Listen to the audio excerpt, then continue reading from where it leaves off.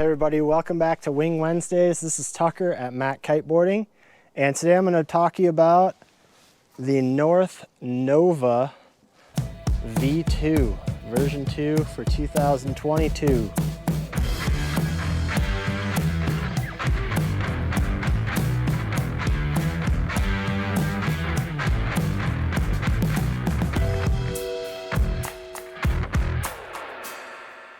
Brand new design, total redesign from the Nova version 1, and a lot of exciting new stuff going on with this wing, different than you're seeing in other wings in the market, and kind of a culmination of different concepts out there that hasn't really been put together yet.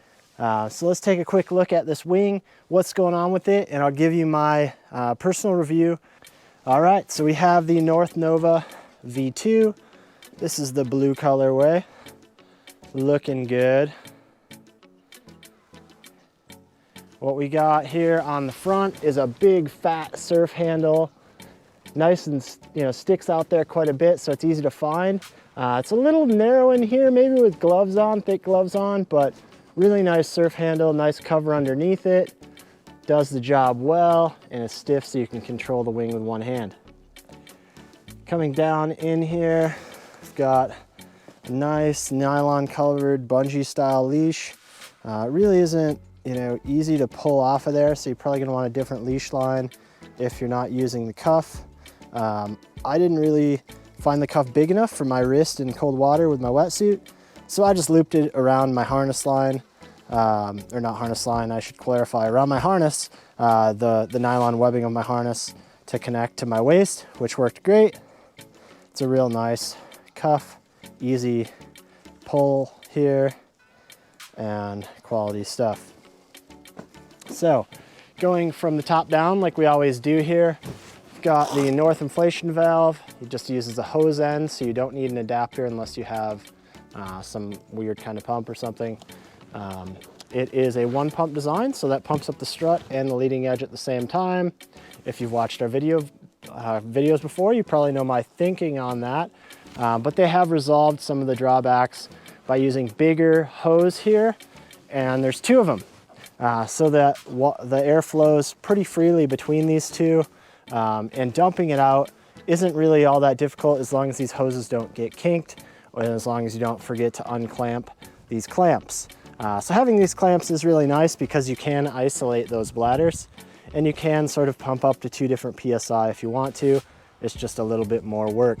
So remember to clamp those down for safety.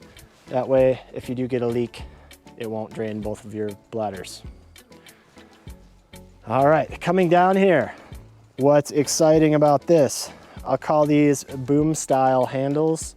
And there are a few brands out there doing this nowadays with the solid plastic kind of U-shaped riser. Really solid. Closest thing to a boom without actually having one, and as you can tell, these ones are even super long. These things are like, man, I don't know, probably 25 inches each. So you've got a lot of real estate there to decide where you want to put your hands, where you want to put your harness line if you're using one, and really, gives you all the feeling of a boom, really, minus maybe this kind of middle part, but I did find you could fly it one-handed pretty well from here, so maybe that's not even needed. Really solid. They are detachable. You've got a Torx bolt here, so a real solid connection, but they are removable if you want to put a windsurf style harness line on, or if you need to replace these or something for some reason. Really easy and serviceable. Got that real high quality North Dacron you can see here. This stuff is solid. This is a huge boom, as you can tell. I mean, the size of this strut is thick. This thing's like a basketball. So crazy stiff. Really gonna transfer energy well and hold up to a lot of stress, for those people riding in high winds or heavy riders. Nice baffle here, setting our foil profile. And you can see how this strut is one continuous piece of Dacron, which keeps a real nice strength, reduces failures, and also keeps it really stiff and beautiful looking there. So it's a real sharp boom setup. If we want to back up here for a second, you guys can see kind of the whole outline of this wing is very rectangular, especially kind of in that leading edge and in the wingtips. That keeps a real compact design for pumping and riding on land. But also with this real front, flat leading edge, it makes it, so you're not navigating the wing from all the way in the trailing edge. You're really more up here in the front half of the real estate when you're navigating this wing, which makes it really easy to transition from the leading edge into your powered riding position, and really balance as well between where they've put these handles and how you want to set up your arms, whether you want them closer together or further apart, and what you're doing. So really gives you a lot of options that way and should suit pretty much everybody. And the trailing edge here, it kind of cuts away, and that's again helping push some of that forward so that you aren't navigating the wing from the back of the wing. Into these windows here, they're not huge, but they're well placed. So I would say the most useful part of these windows is when you're looking through the bottom of the wing. So if you have the wing kind of overhead and you're kind of looking in this direction, you can see pretty clearly through the bottom part of the wing without having to put your wing really vertically.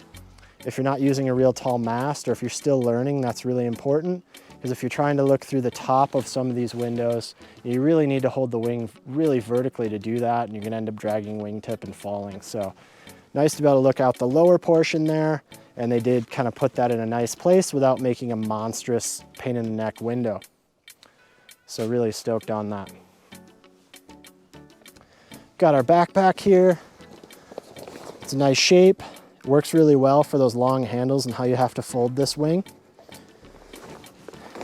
And one of my favorite features on it is it's got this foil assist bump thing here on your shoulder. So when you throw your foil over your shoulder to carry it back to the car, some of our spots have a long hike, and man, it's really nice to have that there to protect your shoulder so you're not digging into your shoulder with your mast when you're carrying your gear back. Not all that exciting. It's got some nice vents. It's got a part to hold your pump and an accessory pouch, so everything you need it to be, nothing you don't. So that is the Nova V2 from North. I've been riding this a few times now, and I have to say I'm really impressed.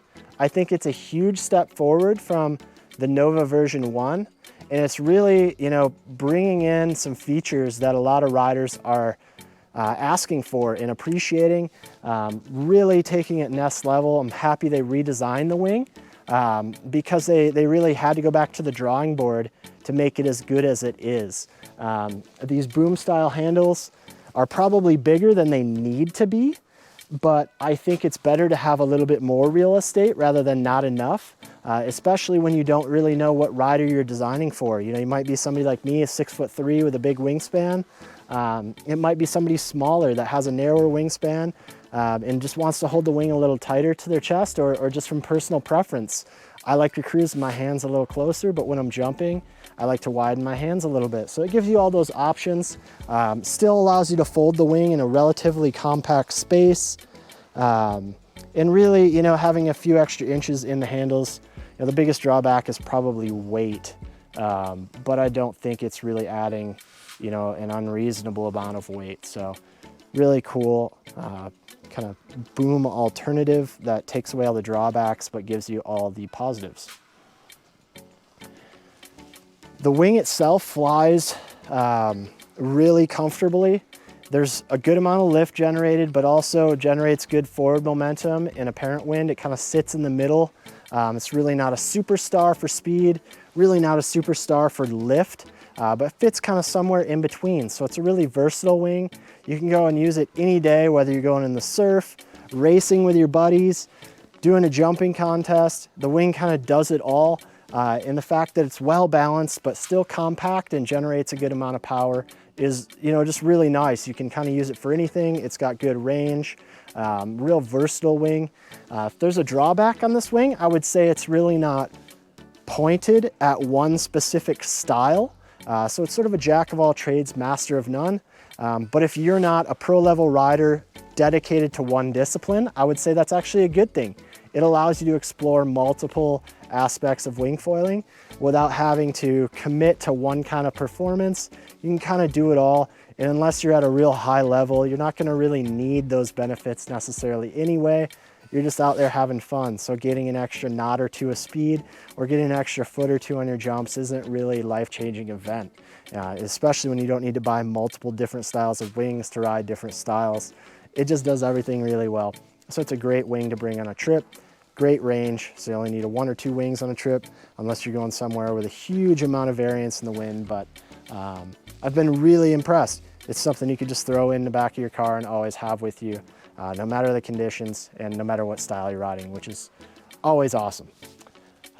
Biggest drawbacks for me on this wing, it's kind of my normal spiel, guys. I mean, I wish I could just have a conference of wing designers and be like, hey, here's what we need to do. Everybody does these things, everybody's wing's gonna get better.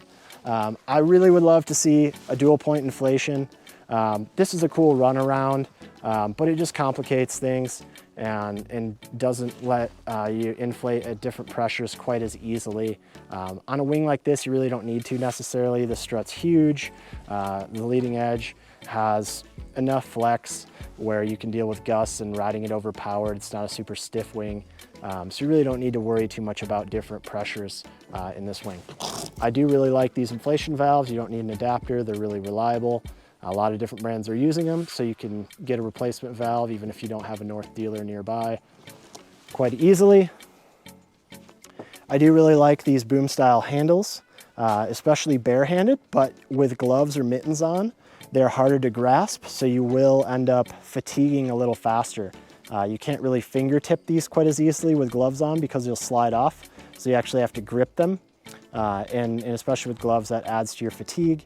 And then also there's no droop to these handles. So you actually do have to grip them a bit, especially with gloves on again, so that you're not sliding around on accident.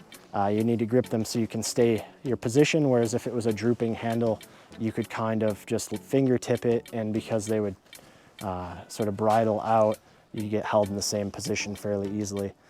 So minor nitpick, especially from us northerners that deal with cold conditions.